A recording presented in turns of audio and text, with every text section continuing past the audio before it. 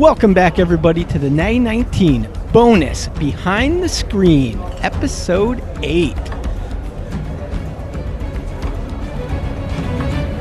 I'm James Swain, and tonight we've got Jonathan and Christy Lee Marshall. What up? Hello. No Zavril, no Charlie.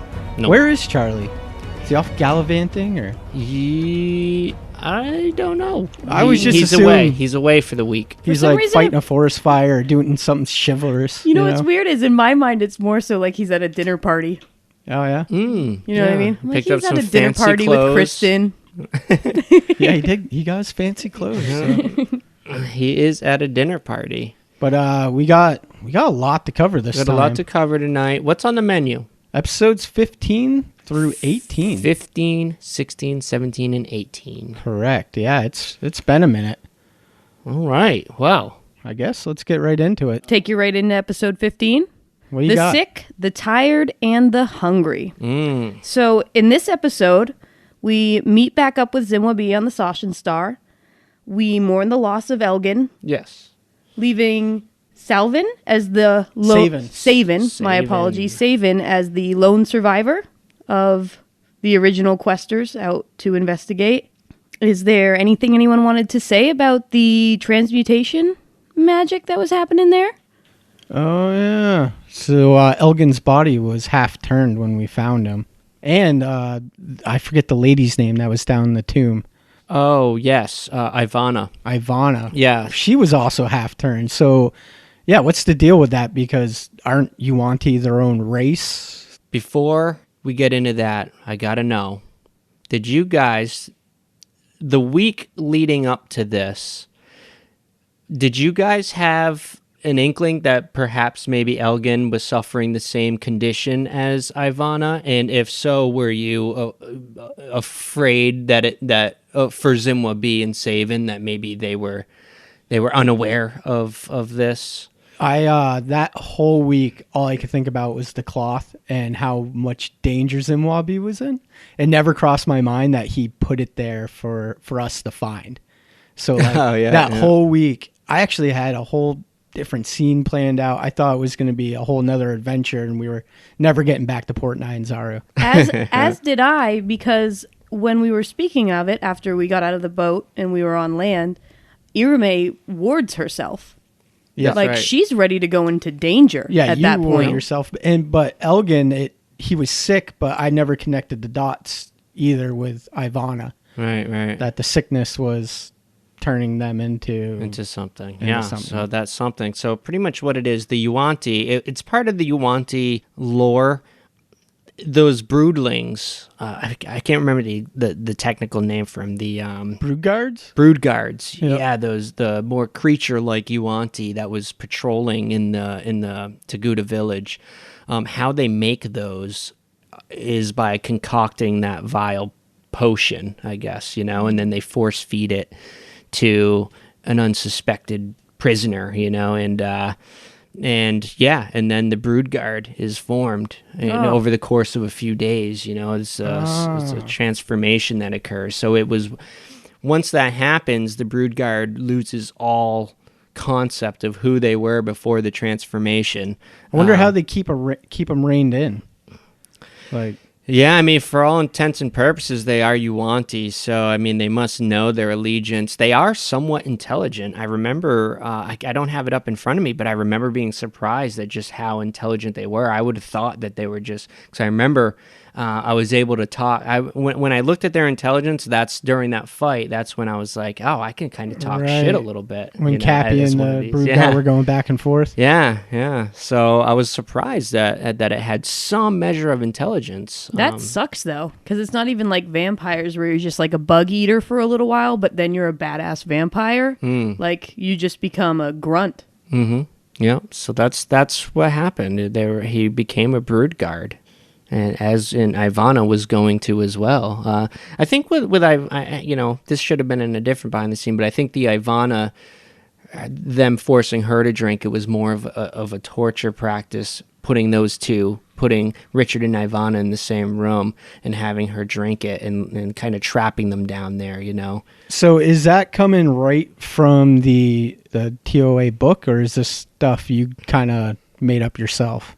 Oh, the potion is all the Yuan-Ti lore is straight out of the book, straight out of an official book. You know, whether it be the Monsters Manual, whatever the Yuan-Tis are. I can't remember if it was the Monsters Manual or Volo's Guide to Monsters, but all the Yuan-Ti lore is fixed. But as far as the story and all that was all kind of homebrew. I slapped it together as like an entry for your first adventure. You know. So then, yeah, going from there, we camped the night. We camped the night, and then we actually we fast travel for the first time in the show so far. For the first time in Natty19 history. You gotta throw that in one time every episode. In my mind, every time like we zoom out and it shows the map, and we're just a dot moving on it. Yeah, we had a lot of fun with that fast travel scene. I think. We had a bit of a montage. It was good. Up until this point, though, we had documented everything. Nearly everything. So why at this point did you decide it was time for fast travel? That's a good question. We touched on the first part of that answer a little bit in another BTS, I think. The first is the obvious. I wanted people to understand the process of traveling before we started to kind of hand wave a lot of these small things like the camping. I wanted people to kind of get a visual, and you guys also to experience what it's going to be like. So from now on, when we say you set up camp, everybody knows what's involved. And on top of that, honestly, I roll in random encounters daily, 3 times a day, as per the book states. And if there's no encounters that day, and you guys don't have anything planned, you know, you guys usually are pretty good about giving me notes about, on this day, you know, I want to do this, I want to get this out. If I have none of that and there's no encounters for the day, sure, let's fast travel it, you know, there's no real, but yeah, and that's pretty much the gist of that. We'll be seeing more of it as we continue. I'll try to make it as interesting as possible, you know, because that's always a thing. You know, I think traveling the world has always been kind of an issue. It's a hit or miss, you know, but hopefully we'll land it. What's the old saying you told me? The old adage, D&D, like where combat takes 5 hours, but traveling across the world takes 5 minutes. Right. Yeah. About sums it up, right? So then what? We're traveling down the river for a couple days? Yeah, and our fast travel actually ends as we encounter the plesiosaur. And then this kind of brings me to the smashing of the boats. So upon one of them smashing Quincy and Zavril's canoe, Zavril has a flashback of his wife and child, which I loved because I love finding stuff out about Zavril, especially like Irame. Like I know that was... She didn't see this, but as a player, I got to see it, and both Irame and myself love to find shit out about Zavril. So in the flashback, we learn that Zavril's boy is ill. Now, is he terminally ill, or is he just temporarily down with a cold or something? I think that's a story that's in development.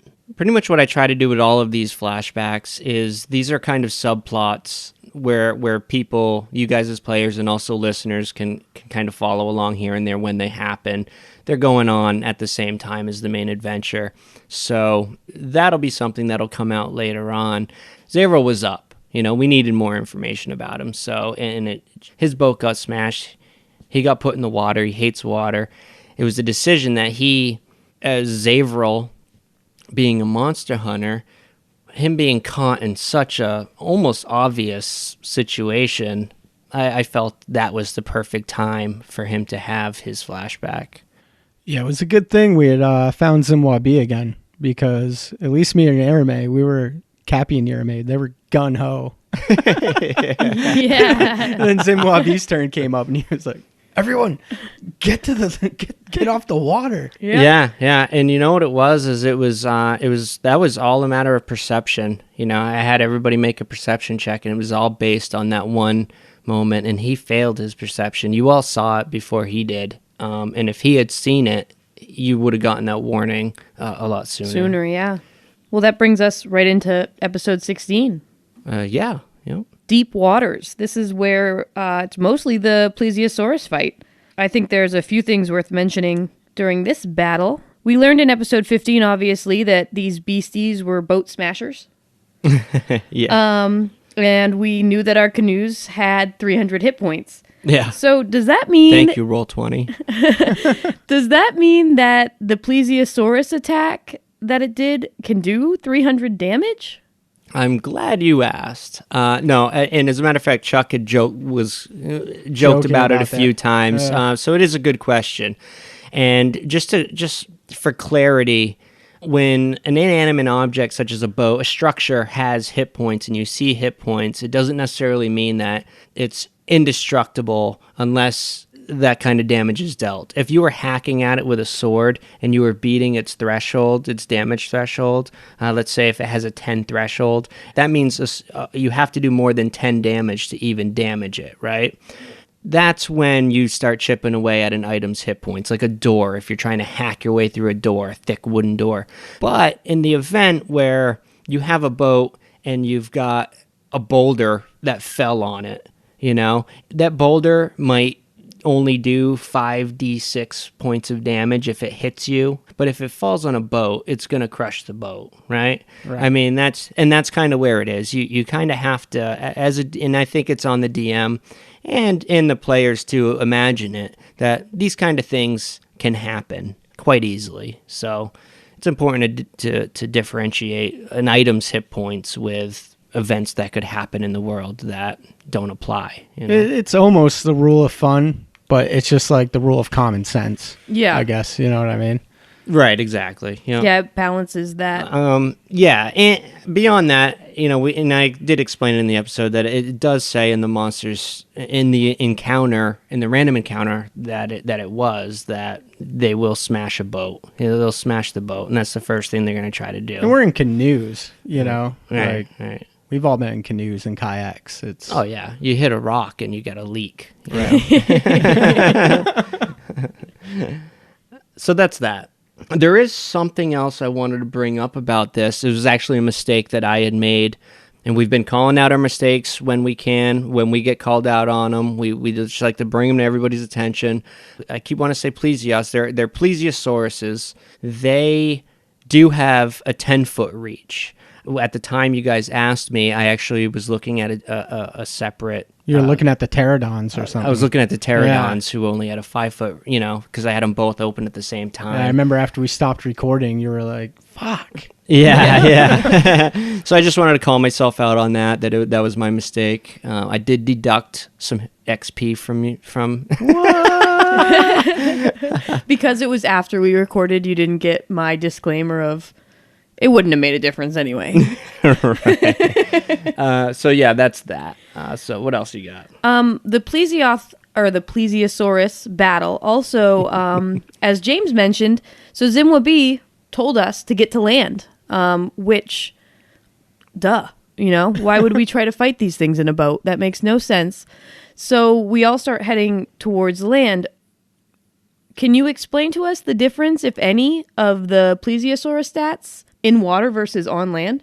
Honestly, the only difference, according to the stat block, is it moves quicker in the water. So it would have had more mobility of the battlefield. But other than that, you got to think if it also smashes boats, which would have put you guys in the water, which means you guys would have been at a disadvantage. You guys would have had disadvantage on your attack rolls. That's what I was thinking, that the plesios or plesiosaurus would get they would get advantage on all attack rolls or something. Yeah, I think D&D does it a little different. I don't have that in front of me right now, but I'm fairly certain that unless you're using specific weapons like a spear or certain piercing weapons, then any other weapon, like slashing weapons and stuff, would be at a disadvantage against a creature underwater, So I think you guys were smart by taking it to land either way. We got them to land, dragged them out. And I think there was another mistake that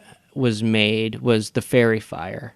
And I can't remember if we brought this up on air or not yet, but we forgot, The ferry fire went off, and We didn't do the a, dex We didn't do check a or dex something. check on them. Yeah. Yeah, that was a while ago. Good memory. Yeah. So I think those are the only two mistakes. I could be wrong, but so that's that. So, concluding that battle, we are left with only 2 canoes. And Yeah. after a pretty lengthy discussion on what we should do about that, we decide to cache our supplies to accommodate all the travelers in the canoes to make it home or to the port quicker. Normally, I've noticed that you, as the DM, John, and us in general, aren't extremely picky about encumbrance rules. But in this situation, while we were debating, you offered us like no leeway. Is there a reason why in this situation you didn't give us any room? Yes. I'm glad you asked, because this could apply to a lot of people's games. The whole encumbrance rules thing, a lot of people think it's a little too crunchy. It eats up a lot of time tracking all that stuff. But then you have the other side of the argument where it creates good story. If you can't carry something, then you need to figure out a way to get it back or get it somewhere. Well, I think with the boat being smashed, there had to be like a consequence. Right. Well, I decided to go a hybrid route where we don't track the petty stuff per se, but I still like circumstances to apply when I feel they should. Yeah, had we been forced ashore one more time before making it to port, that would have made a difference. Right. So we kind of get a little bit of the best of both worlds in that regard, where we don't get bogged down so much by the minute details of encumbrance, but we still get put into awkward situations based on it. Anything anyone else wanted to say about episode 16? No, I think we about covered it. All right. Well, it comes to a close with the welcome sight of the port, which we were all pretty excited about. I think Quincy even mentioned he was more excited to see it the second time than he was the first time. Yeah. And that brings us to episode 17, Nyanzaru by Night. And in this episode, we arrive back in Port Nyanzaru and part ways with both Zimwabi and Savin. Will this be the last time we see Zimwabi as a guide or otherwise? Oh, based on his conversation about him considering a different profession. Not to mention that he did give us his charter of exploration. Right. Yeah, I mean, I think you guys definitely got the hint that Zimwabi he's at a bit of a crossroads. You know, I love Zimwabi too much to say that he's done. He's going to come back. And I think I even left that open a little bit where he said, if something comes up, let me know. As Cappy tried to like get him into the 3 Cs. Yeah, at least get him in the scene. Yeah, Right. yeah. So Zimwabi is going to be, he'll be around. You don't need to worry much about Zimwabi. You will see him again. You know, I realize I've been playing for a while now, but I get very attached to people. I do. Well, thank you. Yeah, Zimwabi is attached to you too, Arame. Stage 5 clinger over here. So then we return to headquarters to report back to Devitas and drop off the findings from our adventure. Yeah, you almost got shot with a crossbow bolt Yeah, kicking damn in near. the door. And during this time, we see Petrie come in, and Devitas asks him about an iron coin Yes. that the he iron. had received or the organization had received. We don't really know yet. Yep. Anything anyone wants to Tell us about that, maybe? tell us about that, or All right. predict or guess, or Yeah, I mean, yes. Pretty much, I was just dropping a little bit of foreshadowing of future events that I plan on bringing out down the road. I love foreshadowing. Yeah, it's one of those things that I didn't want it to just fall on you, so I'm trying to build up towards it. All right. And then from there, we head to the Gentle Mist, and this was a very jovial and fun episode. Yeah, I think we were all really loose that night at the table. Like going back listening to it, there's lots of us just cracking up laughing. Yep. Yeah, Probably like 7 minutes of airtime of yeah, us it just was. laughing.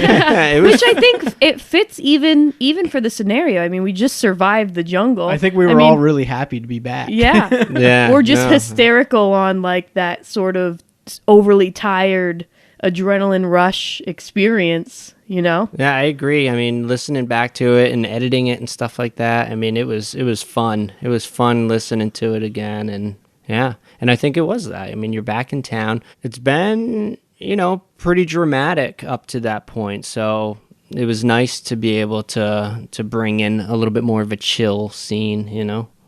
Oh, and then I wanted to ask you, so we go from the bath to dinner, and then the jungle by night. Was that something you made up? It is. Did you actually sit there and prep dinner details for us and menus? That's awesome. I did. I created the Gentle Mist. I'm glad you asked. So the Gentle Mist was my creation, and it was inspired by your traditional tavern scene that has been done a cajillion times, you know? Not to disrespect the traditional tavern, because it has its place. We Absolutely. all love the traditional taverns, you know? But I felt this Tomb of Annihilation adventure in this setting has opened new doors of exploration, even for as a DM, you know? And it was great for me to create a different tavern, and that's where the Gentle Mist was born. I decided to go with a simple menu because of that. I didn't want to get bogged down with too many of those details, but I still wanted those details in there. So, and that's where the menu came from, the Jungle by Night and the short and sweet. At dinner, we learn, at least I learned, that Zavril is a undead hunter. That's what he specializes in. Yes, that is, I believe that is the first time in Natty19 history. There it is again. where you guys, where it comes out in game. So yeah, we learned that. We learned a little bit more about the death curse, or at least reminded of it. Reminded of it, a little bit of specifics within it, to an extent. Yeah. So it doesn't affect animals. I think it says, as far as Zavril believes, as far as he believes. That's what this was. That's what that scene was all about. Was just Zavril is kind of trying to put pieces together, what he knows about the undead and what he knows about the death curse, but nothing is set in stone. You know, I want to hold those cards close to my chest for as long as I can. So take it or leave it. Yeah, it's Zavril's word, but yes, it doesn't affect animals. So we already said, a blast with this episode, and a large contribution to the content was, in fact, the Gentle Mist, the bathhouse, and then dinner. Were you worried, though, that as players or listeners, we might get bored too quickly in that setting? I mean, I don't think any of us did, and it went very smooth, but as far as while you're writing something like that up, does that ever occur to you? That's a great question.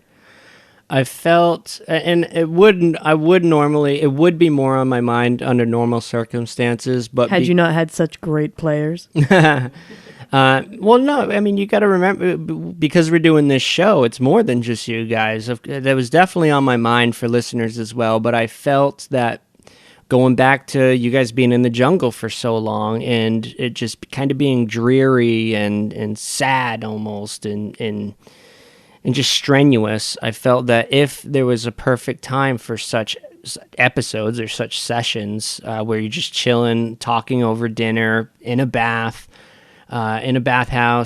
socializing, that this would be the perfect time. And hopefully it translated well enough to where our listeners who have been following along on this adventure were also ready for that kind of tranquil moment, you know, that kind of jovial complete setting. Vibe change. Yeah. So... Yeah, that leads perfectly into the next question, which is we go from episode 16, Deep Waters, which is virtually all combat, to episode 17, Nyanzaru by Night, which is all roleplay. Do you put focus, or do you put a lot of work into striking a balance between the two, or do you kind of just let it go where it goes, let the story lead where it goes? For the most part, I let it go. Whatever happens. But there are some circumstances where I feel like if I do have any control over it, I will try to steer it in one direction or another if I feel that one is lacking over the other. So I guess a little bit of both. I was definitely trying to steer away from any kind of combat just because of that. But I wouldn't go to such lengths as to, you know, if you guys make a decision that's going to lead to combat, I'm not going to put much effort into denying you that. So we leave the bathhouse. Irame meets up with Jared the Orphan. So Jared the Orphan knows Irame's name, which I thought was weird. Well, Irame finds out, which I don't think she tells anyone when she returns to the headquarters, that he knew his name. He knew her name because of the group of gamblers she had played with and won the coin from. Trentic had sent the orphan to Irame. That didn't really offset her all too much. Irame is a naive character. So whether the gamblers or the orphans or the two combined have any malintent, Irame does not see it at all at this point. Irame is in fact proud of herself for kind of assimilating to the kind of underground world in Port Nyanzaru. Yeah, you reach places that I think you normally wouldn't reach. Yeah, and as an anthropologist, Irame realizes that, like, in all reality, you know, these little worlds kind of run on these underground things. So she's excited about it, and she trusts them. As you could tell when she returned and you tell her to check her pockets, but she just doesn't out of... Right. Just yeah, like... that whole time Cappy was kind of trying to look out for Irame because in his mind, these orphans, he kind of associates them as possibly like an off-branch of a thieves guild in Nyanzaru. And I think rightfully so. I mean, gamblers and dirty little orphans, like... What does Irame think she's getting herself into at this point? Right. That's a good point, though, because what Copernicus knows of working with the Thieves Guild in Baldur's Gate, right? He's looking out for Irame, you know? So it is an interesting dynamic of two different cultures kind of mixing. Did you have any other thoughts on that encounter? She's definitely very curious and interested in the orphans. And when we look into episode 18... when we go into the market, she expresses that. Yeah, because we're looking for him there, too. Yeah, Yep. So that brings us into episode 18, A Day in the Life. And the episode opens with the crew settling in for the night after the bathhouse. Yeah, it begins right where we left off, coming back to the 3 C's shipping and freight headquarters. Quincy's kind of looking over his map. Irame's setting up her hammock, and Zavril's readying his letters. And then Copernicus begins crafting his macabre-looking necklace. And he doesn't hesitate to tell us that it's for Sybil when he's asked. Did you always know that you were collecting these gruesome bits and bobs as a gift for Sybil? Or did the idea come to you after you had been collecting the items? I had many different ideas for it. I think my first one was I was actually going to give it to Irame when it was just croc teeth. Yeah, because she survived her first. That would have been and I awesome. think you killed Hoorah. the last crocodile. Yep. So that's what originally started out in my mind. And then it was going to be a gift to Zimwabi as like a peacemaking thing because we had our A little bit of conflict here differences and there. Yeah. stuff. Because I kind of wanted to arc that where they were almost pitted against each other, but in the end worked it out. Yeah. Right, Nothing right. brings you together like the jungles of Chult.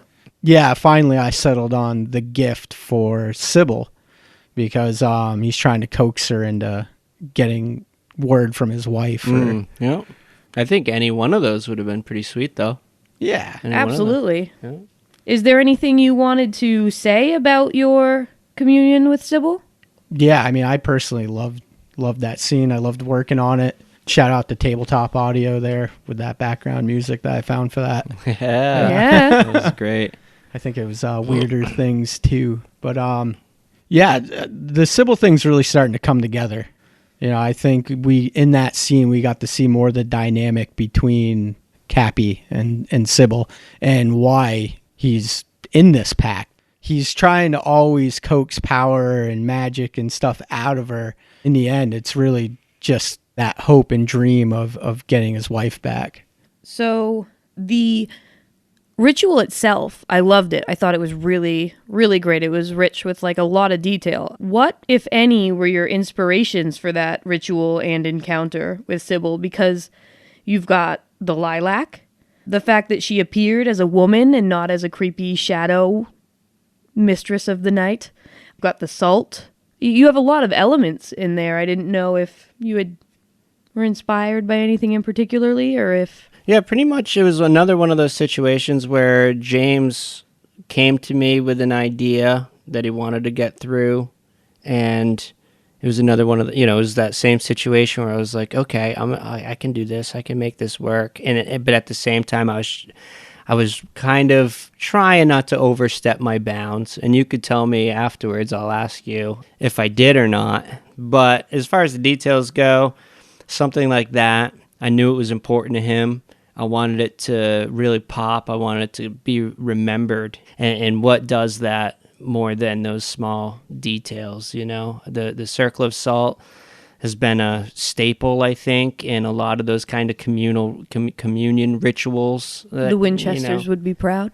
Yeah, and not only that, but Constantine. I mean, so many different references, I guess. Yeah, you hammed it up pretty well. Because, like, I think if you go back and listen, like, Cappy summons his sword and, like, holds up the amulet he's made, and that's like all I had for my summoning scene. Then John came in, took over, and was like, no, you're doing all this kick-ass shit. You're summoning, there's creatures in the shadows. I was loving it. And the addition of the lilac to keep her calm, like what an awesome thing to even think of, I thought. And also a note that I didn't think of until now is the symbolism of her coming up from your shadow. I thought was awesome. Because she's like your darker half, but that's great symbolism right there. You had to get that inspiration from Ninja Scroll. Right? Who's the shadow honestly, demon? that scene, I owe so much thanks to a lot of different outlets, a lot of different forms of media that just inspired me growing up. And, I mean, that was just an amalgamation of so many different influences in my life in the past and more recent past. Just playing certain video games like The Witcher, for example, the lilac and gooseberries. I didn't want to completely just rip something off, so I just I tried to take those details and apply them to our scene, and coming out of the shadow, could have very well been Ninja, somewhere in the back of my mind, a Ninja Scroll scene. Her being warm this time around, I wanted this communion to be more like two living beings talking rather than that disconnect. I wanted it to be a very personal moment, and that's where that came from. The creatures surrounding, I just wanted to paint the image that you're kind of in between your world and the Shadowfell. And the risk involved in such a ritual. You know, those creatures are like right at the door. I wanted to throw a little bit of the chaos that Copernicus has in him in there with, like, how fun would it be if I just let these creatures, let them loose into this world. But no, now's not the time or place. Just took what I knew from Copernicus, and I knew he was excited about it, so I wanted to give it all I had. I liked it. There's no spell like that in the player's handbook, like summon your pack thing. Right, it was kind of something we just came up with, but I'm trying to play into the fact that he is a warlock. Yeah, no, absolutely. Mm-hmm. I mean, you got to do shit like that. That's the fun in it. Whereas the last time we really encountered her like that, she just kind of came in her ghastly form in the middle of the night. Our first night. I love that form. Yeah. I mean, usually she's like all crotchety with you, and that's another thing, with the lilac. I wanted the communion to be a little bit more of like a friendly environment where you guys are actually talking. Copernicus has a certain respect that I noticed, that I learned from Copernicus, is that he has a certain respect for Sybil, but yet it's rarely received in turn, like she's always kind of treating him like shit. But for some reason, Copernicus still respects her, and she holds all the cards. That's true, but at the same time, but it's also probably because when you two meet, this is how you meet. Right, you know her to be a woman. And that's an element that I was adding to it. Is like you kind of know her differently. It's that weird friend that nobody likes, but you like him for some reason because you know him. Yeah. So that's where I was going with that. Sybil's my Sean Blouse. Which makes sense because I also love Sean Blouse. Yeah. A lot of people like Sean. He is like Sybil. Kind of. He's a good character. So, then we awake the next morning. Yes, and the evening that we were playing, when we were recording this episode, we had a group member have a bit of an emergency. He got called into work. I know there are a lot of different ways to accommodate a missing player. What, as a DM, is your preferred method to dealing with a missing player? Planned or unplanned? Because there's kind of two sides to that. Yeah, no, that's a good question. Normally, because it happens, everybody who plays D&D knows that, we try like hell, and what's it been?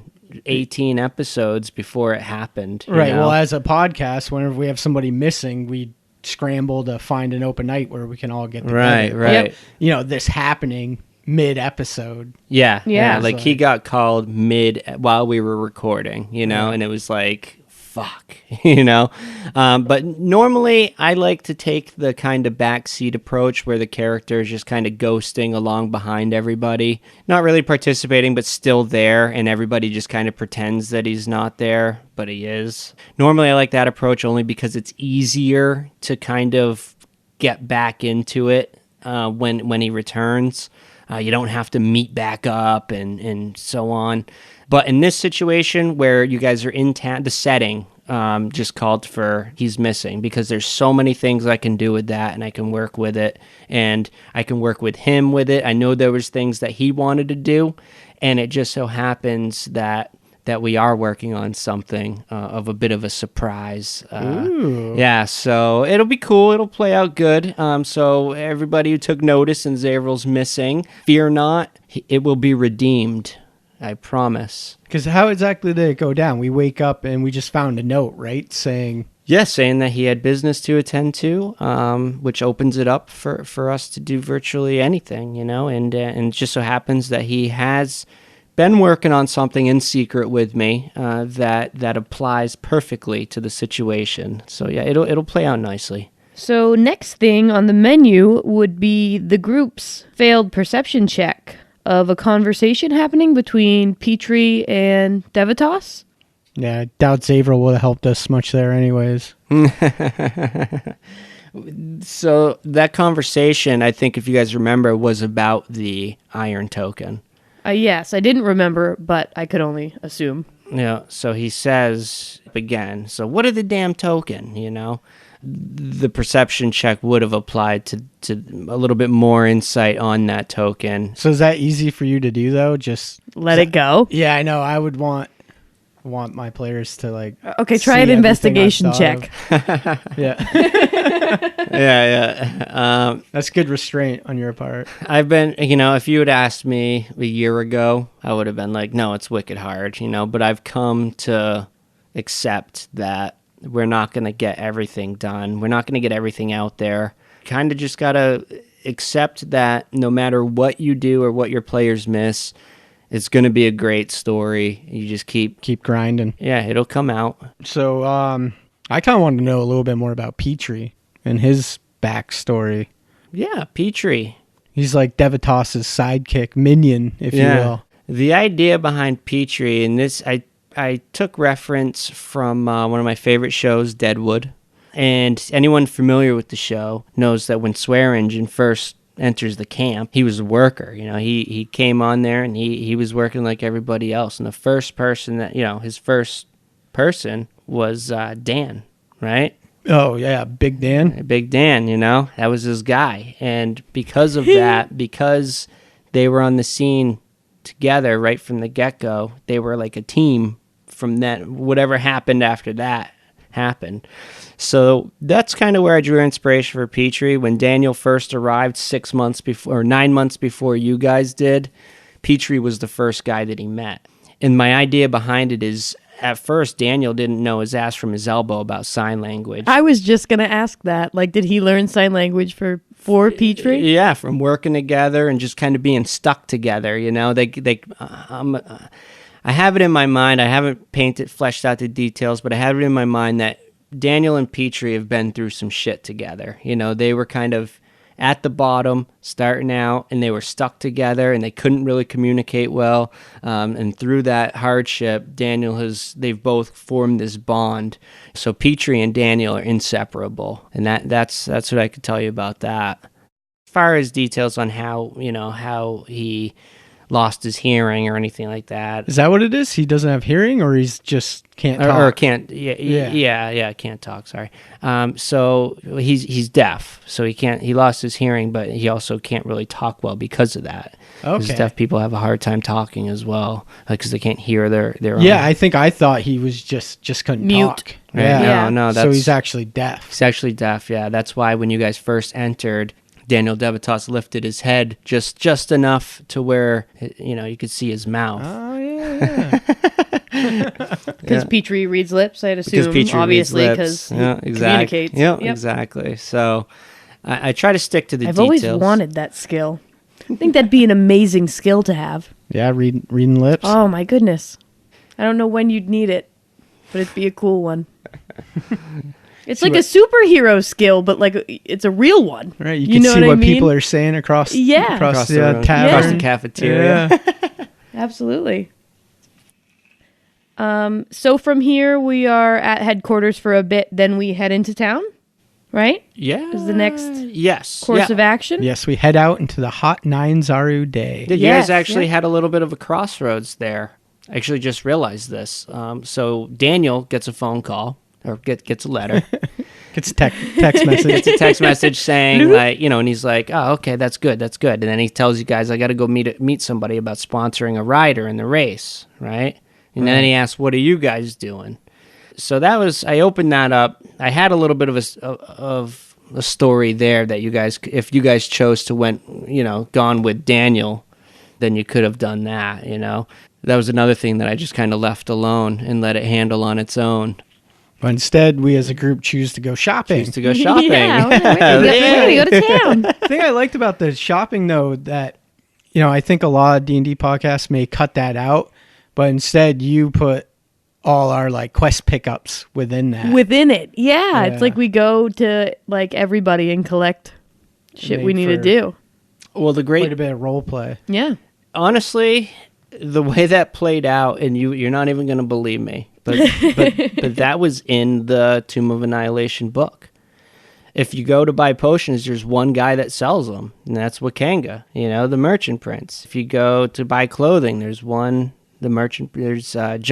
I should probably mention that it's actually pronounced Jonthi, not Xanthi, as I admit. I found the little pronunciation guide after the fact. But yeah, so that was interesting, and Jonthi did, in fact, have a quest to offer. So then, potions. We go to meet up with the merchant prince Wakanga.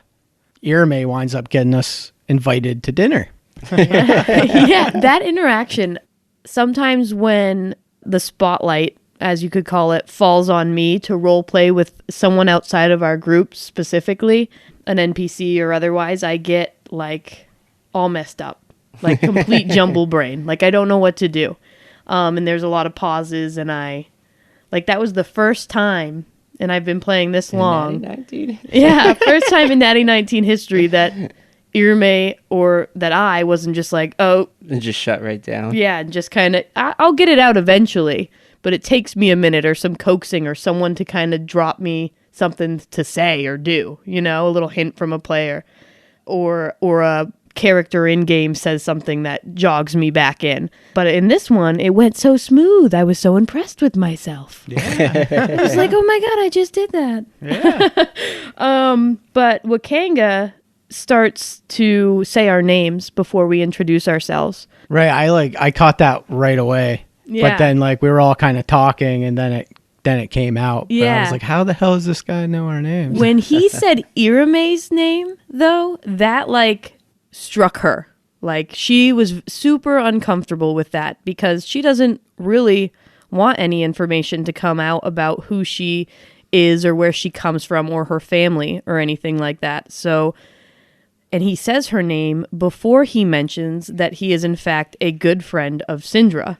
And once he gives that information, she becomes more relaxed because she realizes, It's not somebody sent out by your father or something yes, like that. it's not somebody that knows her originally, it's somebody who knows her through Syndra. And that makes her much more comfortable with the Wakanga. And then the conversation continues and we get invited to dinner. Something we picked up on as a group there too was that Irame has more of like a well upbringing in her past. Yeah, she communicates without intimidation because this man's a merchant prince or anything like that. That doesn't affect her in any way. That's a good point, though. Up until now, though, nobody really knew. I think your social status. Yeah, where I came from, as far as economics go, I suppose. Social, economic. Is there any bonus content you can tell us a little bit about your history? No, just apart from the fact that Irame does seem comfortable and know how to talk to people of upper classes. All right, fair enough. We'll let it come out organically in the show. So then, while Irame and Wakanga are going back and forth, I get the harebrained idea to try to swipe a potion of healing. You know what? I actually wanted to ask you about that. So I thought this was one of those moments that like everybody is guilty of as a player, where you're so focused on what you want to do that you're not really listening to like what else is going around. Because I'm like, this guy has already told us he's good friends with Syndra. He knows our names. He's a merchant prince. And you're going to try and steal some shit? And I thought that was odd, but then I was thinking, you know what? I do this all the time to John, where he's giving us information, but I'm so wrapped up that I'm going to do something, or that I'm thinking about what I'm going to say, or my next action, that I'm not fully paying attention to what was happening. And I was wondering if that's what happened to you, like if you didn't realize all those things falling into place while you were picking up the potions. And I think episode 1, I had planned on whenever I get to the potion merchant, I was going to try to swipe a potion. Yeah. Like it literally had been in my mind this entire time. Because I know gold is tight, especially when you're starting out. Oh, yeah. That'd be a huge boost. Because if we were paying full price, it was going to be 80 gold pieces. Right, right. And then at the same time... 300 for that super powerful one. Right.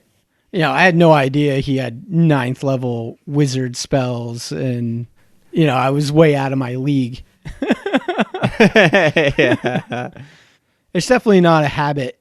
It would be a bad habit if players were doing shit like that all the time. It could really throw things off. But yeah. I think it's fun to spice it up and do it once in a while. Yeah, and I think, too, if it plays true to your character to an extent, that's important, too. Yeah. Yeah, I try to blame it on his poor moral choices. Yeah. Which actually brings me to, after that happens, it kind of inspires Charlie to mention some thoughts he's been having about, or Quincy has been having about Copernicus. And Quincy doesn't say that he dislikes or mistrusts Copernicus in any way. He does specify that that is in fact not the case, but just that he has become judgmental of some of your moral choices, such as, I mean, the stealing wasn't so much one of them. It just kind of... Well, it's a good thing you guys failed your perception check on that. Yeah. It was well, I guess it came out in the wash anyways. Well, Wakanga actually says something to you. You're right. So I think that's when it kind of came through to the group that you might have been trying something. Right. I say I wasn't trying to steal it. Yeah. Yeah. But that, that inspires Charlie to kind of go into what Quincy's been thinking about Copernicus. But if you remember back too, when I asked for your token of Timora, remember that scene? And then he grabs it and kind of half puts it in his pocket. Yeah. And then gives it back to you, and you're like, okay. Yeah. He wanted it and was just going to take it. Well, that's kind of the thing is, as a group that's just started to develop a sense of camaraderie, that's a good example. You thought about maybe taking it, but then you were like, no, this person is my partner. This person is on my side. Do you think that Copernicus would be bothered if he knew Quincy's doubts about how his choices could affect the group? Or do you think that Copernicus wouldn't care? I guess it would depend on how far it went. I think he's old enough and confident enough in himself that it wouldn't bother him too much. But he wouldn't want a giant rift going through the group at this point anyways. He needs you guys. I think that is why Charlie thought it was important to point out that it wasn't a mistrust or a dislike. It was just a judgment call. Yeah. But you can play off that in the future. Yeah, I thought that was an interesting...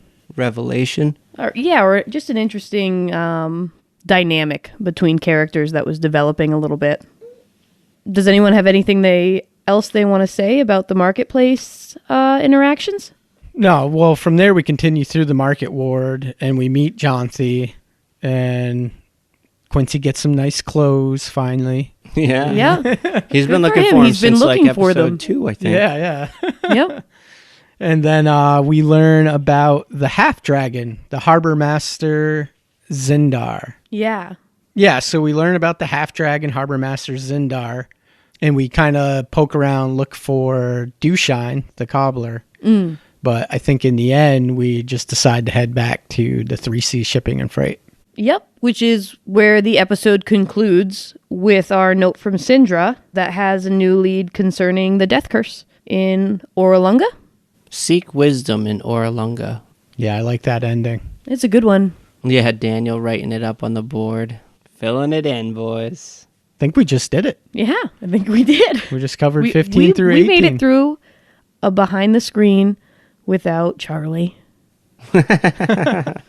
Or without... We got to take pictures with us, like, drinking beer. It was the best Yeah. Best BTS behind the we've ever scenes had.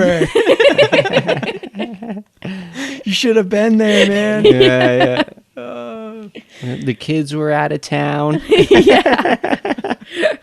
What's next? What's coming up next? I mean, next episode 19. Yeah. For the Natty19 Podcast. It's worth mentioning. We have been hard at work because we have something. We've teased a little bit about it in the past, but we just want to reiterate because it's right around the corner here. What, Friday night? Yeah. Friday night. When's this going to drop? Wednesday night, right? Yeah, we're gonna aim for the Wednesday night for this BTS. So you're gonna be in the front row for a very special Natty19 episode. Honestly, we put so much work into this. We can't wait for you guys to hear it. Hopefully, it'll blow your mind. Looking over it, it blows my mind, and I can't wait to get this done.